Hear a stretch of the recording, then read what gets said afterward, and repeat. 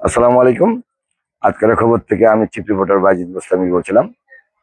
আমি দর্শকবৃন্দ, আপনারা দেখতে পাচ্ছেন আমার পিছু পিছু পেট্রোলিয়াম অক্লান্ত পরিশ্রমের দিচ্ছে।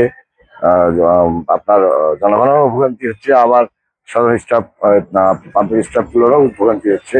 এবং আইন শৃঙ্খলা বাহিনী যে নাই তা না, আইন শৃঙ্খলা বাহিনীকে এনে অনেক সময় হচ্ছে কি এদেরকে যাওয়ার টাইমে কিছু টাকা পয়সা তো দিতেই হয়। পাম্প মালিকের লাভ হচ্ছে না এই কারণে।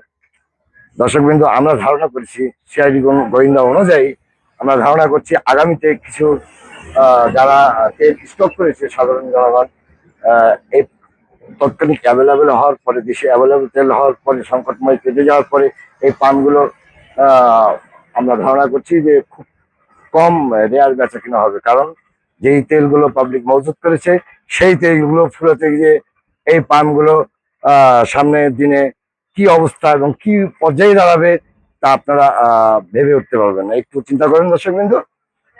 আজকের খবর থেকে আমি বাজিদ বোস্তামি বলছিলাম। ধন্যবাদ আপনি আমার চ্যানেলের সাথে থাকার জন্য। হ্যাঁ।